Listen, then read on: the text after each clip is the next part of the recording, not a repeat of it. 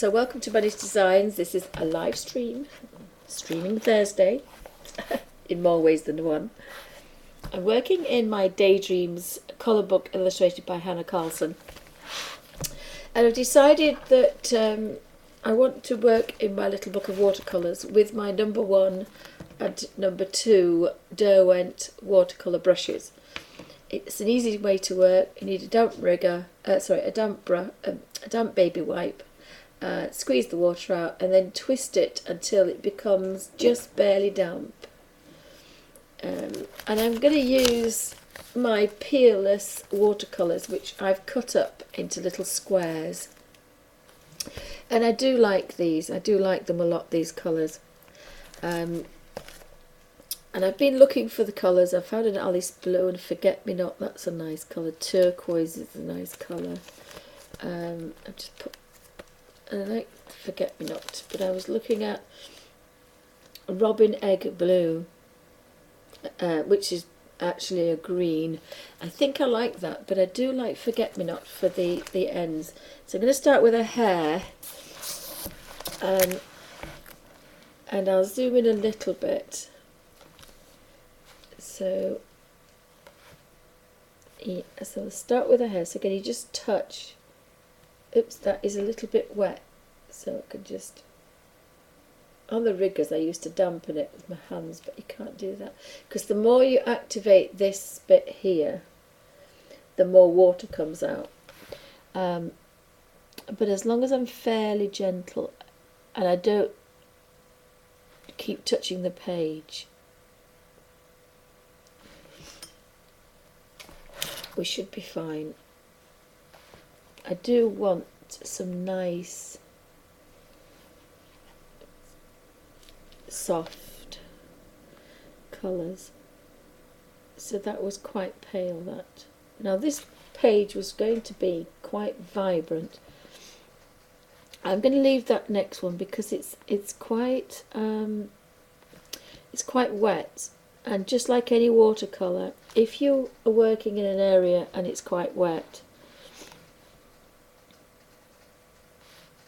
and you touch it next to another colour, it will instantly run. So I don't want it to do that. Now luckily this Hannah Carlson paper is a little bit forgiving, because that is quite damp. Is that? I can't see. Yes, you can see there. Look, it's quite damp. So, but by using different variations and different strengths, I can get some quite nice effects, I think, with this particular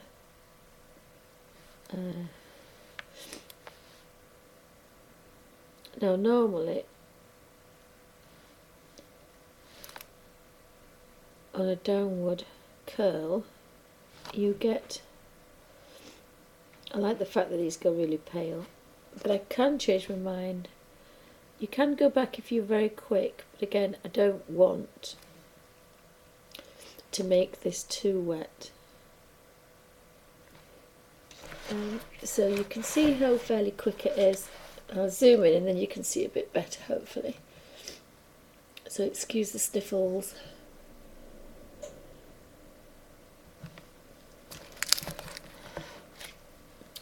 And I do like to be fairly comfortable, so again, just touch that colour, and this is a stronger colour, this one.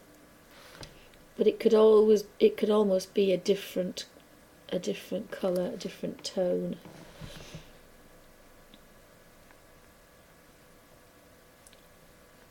Now I've just filled this brush with water, so maybe I haven't filled it full, but maybe it's just...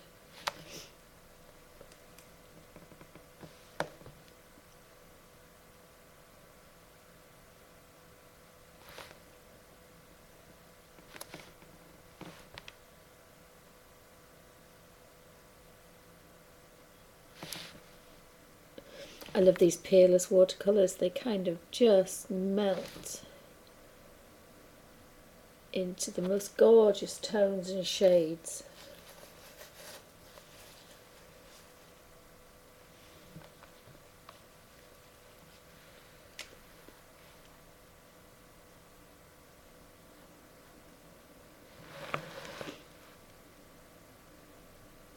And sometimes you can follow it backwards.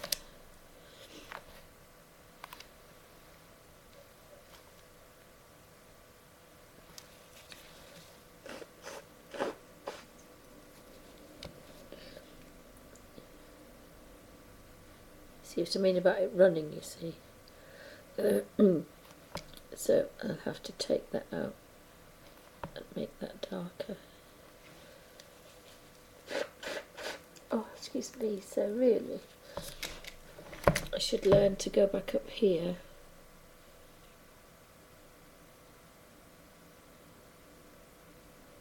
and again not touch that.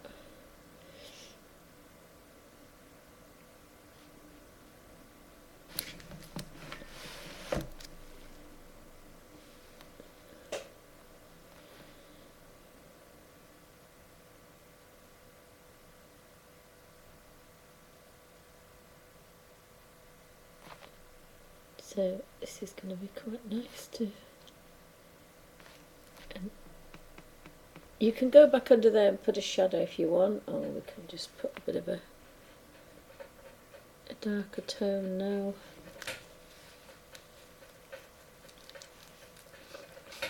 Follow that all the way around.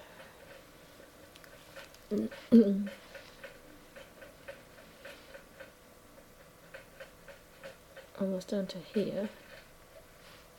I should be back in frame in a second.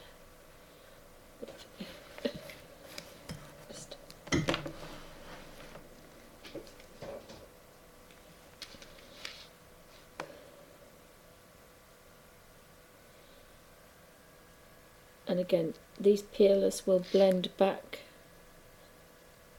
instantly. They are so well behaved. They're just beautiful.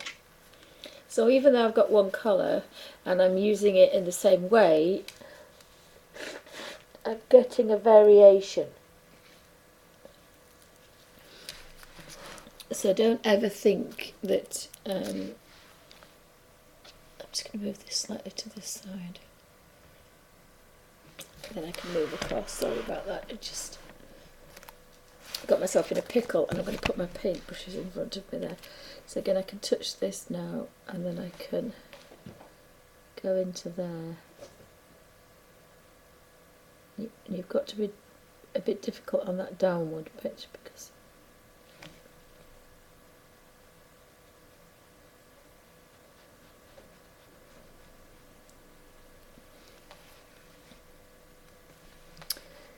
you could work up one and down the other one, or you could do every other one down, or there's lots of variations, but you can see that this behaves beautifully. Very soft, gorgeous, soft colours.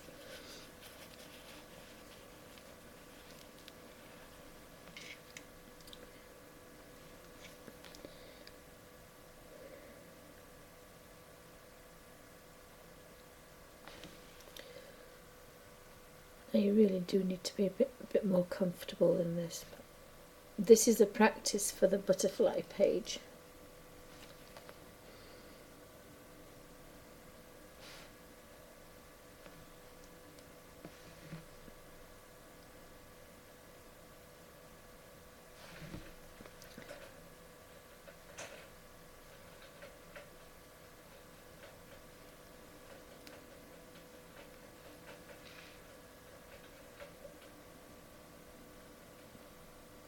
Take that all the way down.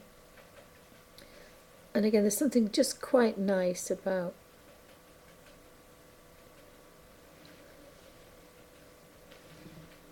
just manipulating this colour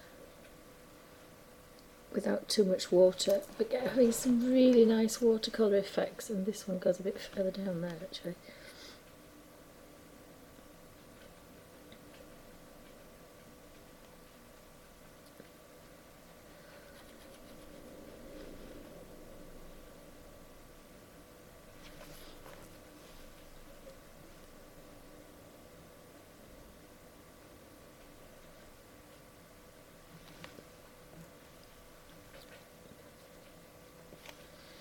So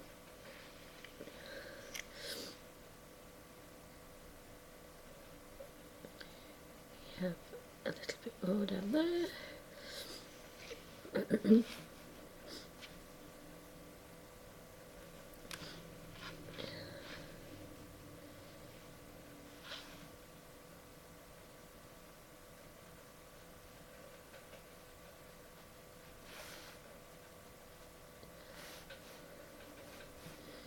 It's worked out quite nice because it was paler, so that's nice. We've got a natural highlight on that one.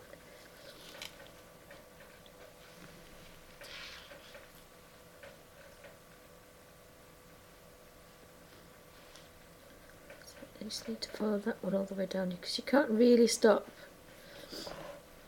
or it's better if you don't. I'll rephrase that. It is slightly better if you don't stop. I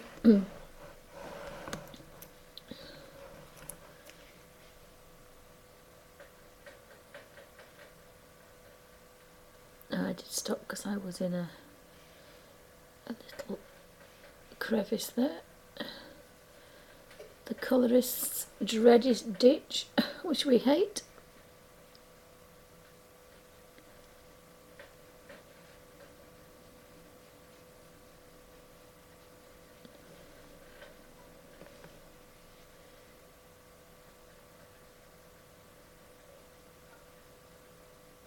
Sorry, but it's drinking time at the bunny farm.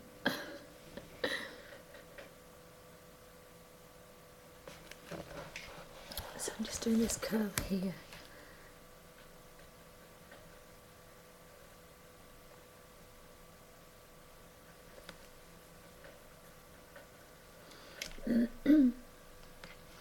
And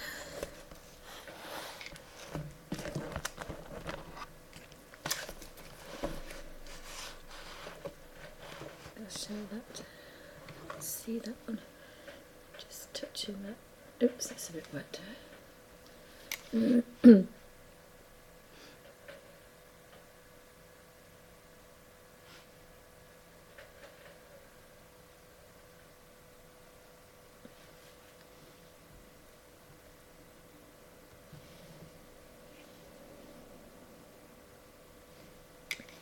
you really don't want to touch hardly any to get a very strong colour.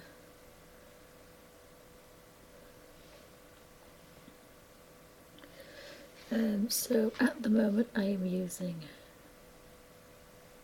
duck egg blue. Oops, I don't normally have one of those around.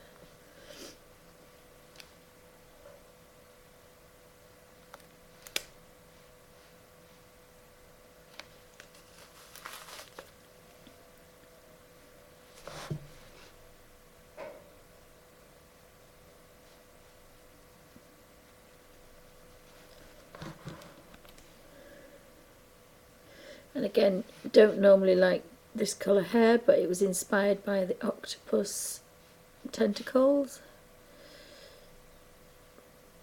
And it's going to look a bit more different. Instead of doing, like I said, the red hair, the brunette, sometimes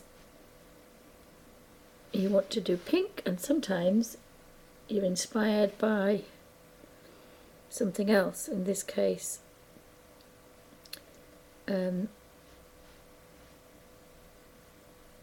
you look through your colours and decide what you want to do. And that's what I was saying about Dee Dee yesterday when doing somebody else's method. I love to hear Dee Dee wading through her pencils and that crispy clatter, and she knows what she's looking for. She knows what she's looking for. I have all my pencils in a long colour, and I work in a completely different way. I know that I have my yellows. My bright yellows are that side and my darker yellows are near my oranges. And then I know that my orange yellows are near my orangey reds. But I work in that way, and it's so difficult to work in a different way. And it's also difficult to work in a way that somebody works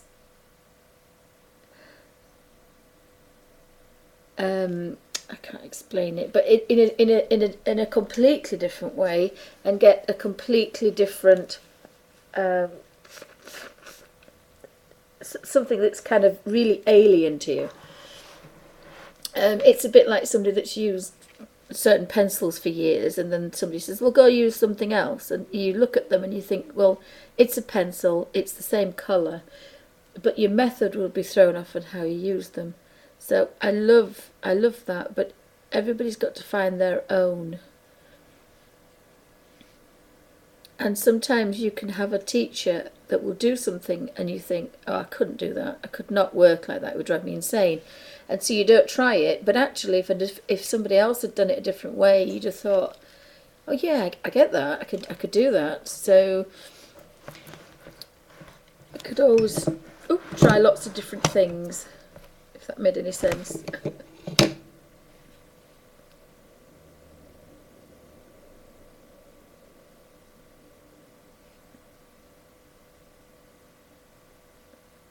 I always thought flicking through colours would drive me insane as well, because I like to have all the colours out so I can see them. But actually I quite like flicking through my little book of watercolours, but that's only because I don't feel very well. When I'm feeling normal, the different artist techniques come into their own. And again, that's another thing, you know, if you're feeling up to it, you want to kick everything you've got out and have a really good colouring session. Other times you really, the thought of getting lots of things out is the last thing on the planet you want to do. And that's why I like this quiet way of working, because you don't have to feel I need 1,000 pencils clattering around to just be a little bit artistic.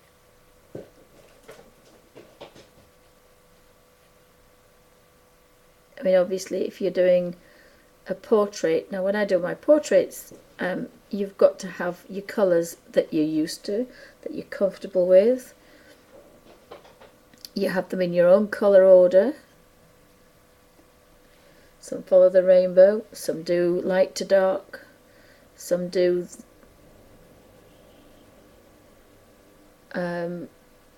same colours, some do different colours. There's lots of different ways to do colour palettes. Some has a big space. Some people have a big space, so you could put lots of colour out. Some people have a big mixing space. I tend to be a bit of a tight Yorkshire lass, and I don't put much colour out. But I will have to change that for tomorrow, because the one rule is, especially if you're doing something particular, the chances are you will never make that exact colour again. So you need to make too much rather than too little. So if you're working in any kind of canvas or fine art, you need to remember that. Colour books, not so much. Oh, I have a ping. I don't know what it is. Probably my daughter telling me she's hungry.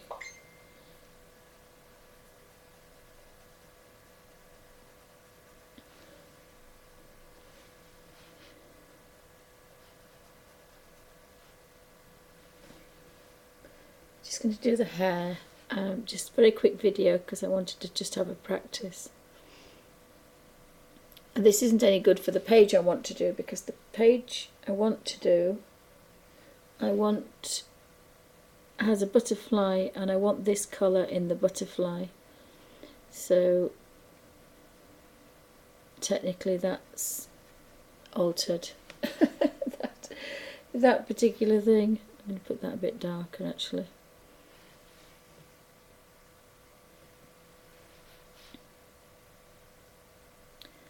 So squiddle around there, and again it's quite a nice fast way to work, and you can get from very, very darks to very, very lights. And again, I like that, you know, this is a fairly big space, and if you were doing a lot of watercolour, you'd end up probably crinkling the page. But because we can just very quickly lightly stroke it, we have a watercolour effect, but we're not using a lot of water. And of course, as per usual, the Elf Master has barked yet again on a video. Now at some point you do tend to find your brush gets a bit dry, because you know I've kind of done it that way. So squeeze it till it's wet again, and then you've got to be a bit careful, because the next bit you've got to pick a large space, because this will be damp. So have you got any questions?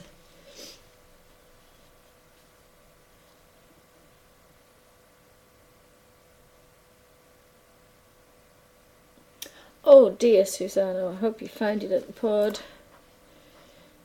That's a bit worrying. Just got one little bit to do there.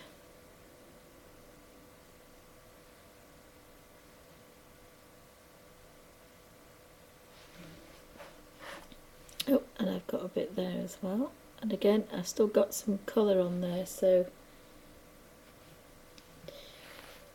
And well, before I just turn that, I might make that very dark, because it's underneath. And we'll follow that all the way up.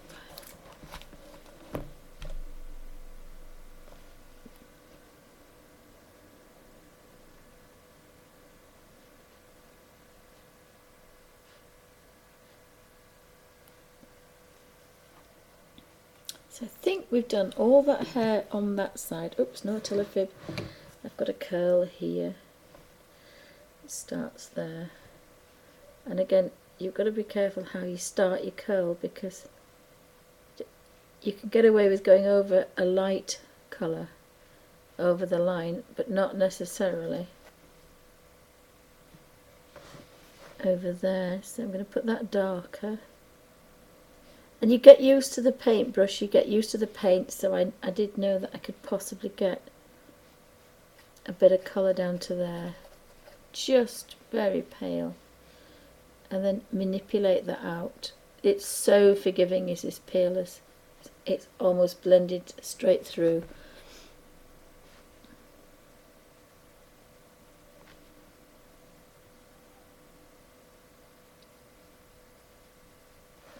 And then we can take that and be careful not to damage the paper. Back up to that one. That one could possibly be a little bit darker, and then the fish will stand out.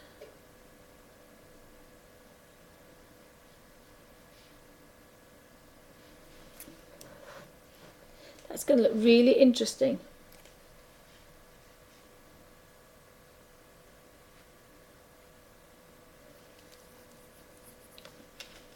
So that's just the start. I mean, there are one or two curls around here that I can continue with, but I'll just pan out and I'll show you how much I've used.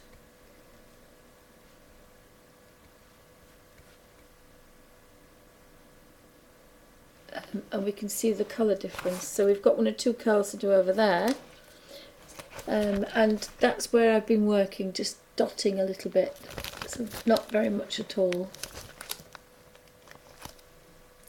So that's Hannah Carlson, and I think that one is Daydreams with my Peerless watercolours. Thank you for watching.